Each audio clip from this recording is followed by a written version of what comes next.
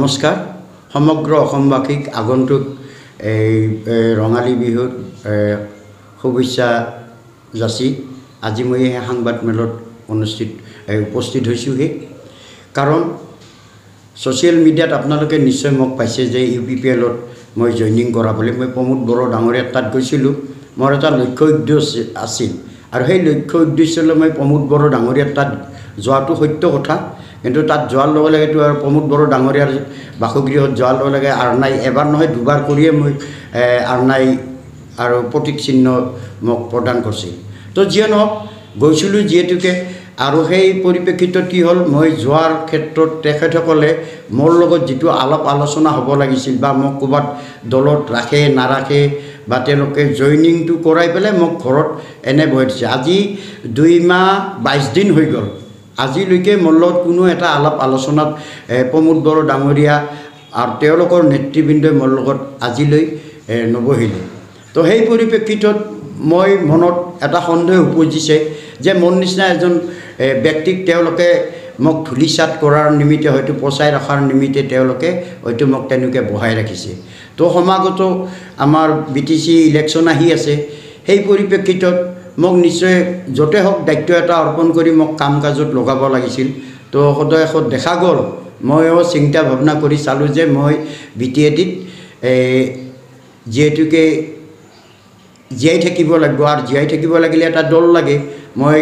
হাগ্ৰামা মহিলাৰ ওপৰত মই খং কৰি অহা নাই মই তেওঁৰ কিছুমান ব্যক্তিৰ ওপৰত খং কৰি পেলাই মই ইউপিপিএলত গৈছিলোঁ কিয় গৈছিলোঁ মোৰ ল'ৰা ছোৱালীৰ এটা ভৱিষ্যতৰ কথা চিন্তা কৰি প্ৰথমবাৰো গৈছিলোঁ আৰু যিসকল বাক্সা জিলাৰ পৰা যি ককলাবাৰীৰ VCDC চেয়াৰমেন তথা আৰু জগদীশ ৰামচিয়াৰে মোক লৈ গৈ প্ৰমোদ বড়ো ডাঙৰীয়াৰ ওচৰত লৈ গৈছিল লৈ যোৱাত তাতে মোক জইনিং কৰাই দিলে কিন্তু মোৰ লগত সেইদিনা কোনো আলাপ আলোচনা নহ'ল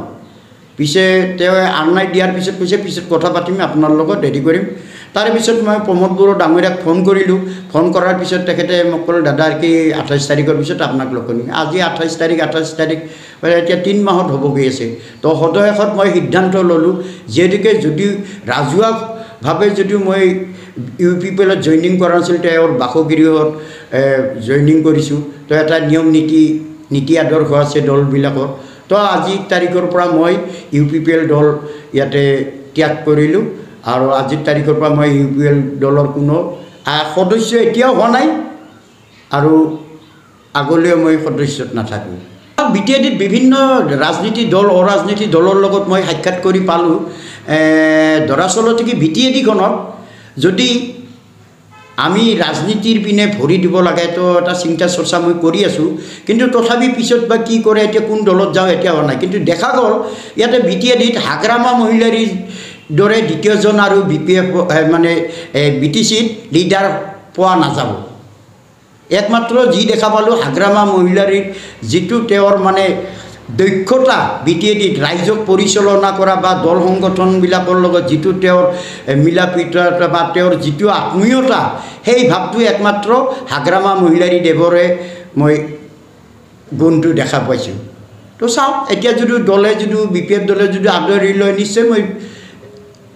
ঘৰৰ মানুহ যদি ঘৰত উভতাই লয় তেতিয়াহ'লে নিশ্চয় মই BPFতে আকৌ পুনৰাই জইন কৰিম